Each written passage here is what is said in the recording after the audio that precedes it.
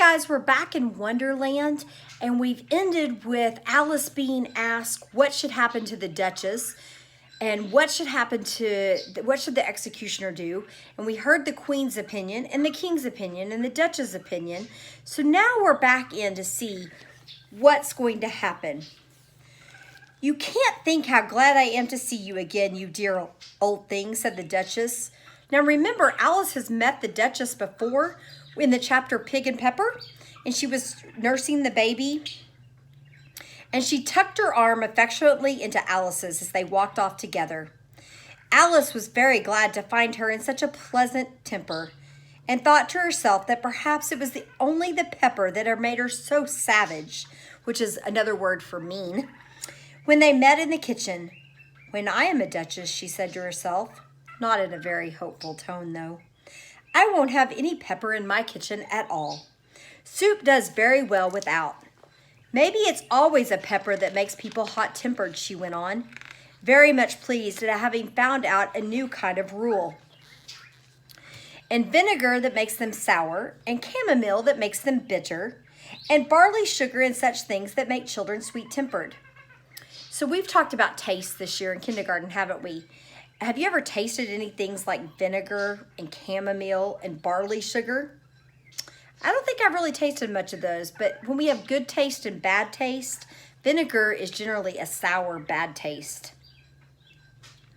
"I only wish people knew that and they wouldn't be so stingy about it." She had quite forgotten the Duchess by this time and was a little startled when she heard her voice close to her ear. "You're thinking about something, my dear, and that makes you forget to talk.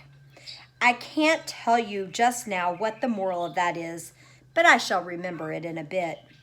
"Perhaps it hasn't one," said Alice, ventured to remark. "Tut, tut, child," said the Duchess. "Everything's got a moral, if only you can find it."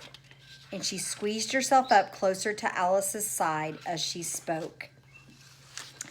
Alice did not much like, so here is her and the Duchess. The Duchess is talking to her.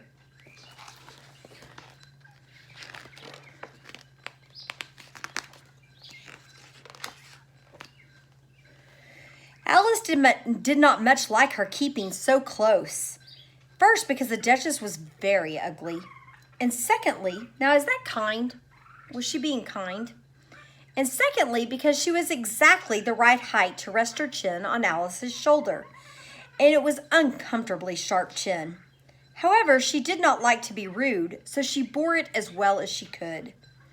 "The game's going on rather better now," she said, by the way of keeping up the conversation a little. "'Tis so," said the Duchess, "and the morale of that is, oh, 'tis love that makes the world go round." "Somebody," said Alice. "That's done by everybody minding their own business." "Ah, well, it means much the same thing," said the Duchess, digging her sharp little chin into Alice's shoulder. As she added, "and the moral of that is, take care of the sense, and the sounds will take care of themselves." How fond she is of finding morals in things, Alice thought to herself. "I dare say you're wondering why I don't put my arm around your waist," said the Duchess after a pause. "The reason is that I'm doubtful about the temper of your flamingo. Shall I try an experiment?" "He might bite," Alice cautiously replied, not feeling at all anxious to have an experiment tried. "Very true," said the Duchess. "Flamingos and mustard both bite. And the moral of that is, birds of feather flock together." "Only mustard isn't a bird," Alice remarked. Do you understand everything the Duchess is saying? Yeah, me neither, but does Alice? I don't think so. "Right as usual," said the Duchess. "What a clear way you have of putting things." "It is minimal, I think." Do you know what the minimal means? It means small, said Alice. "Of course it is," said the Duchess, who seemed ready to agree with everything that Alice said. "There's a large mustard mine near here, and the moral of that is, the more there is of mine, the less there is of yours." "Oh, I know," exclaimed Alice, who had not attended to this last remark. "It's a vegetable. It doesn't look like one, but it is." "I quite agree with you," said the Duchess, "and the moral of that is, be what you would seem to be, Or if you would like to put it more simply, never imagine not to be otherwise what it might appear to others that you were, or might have been was, not otherwise that you would have been appeared to them to be otherwise.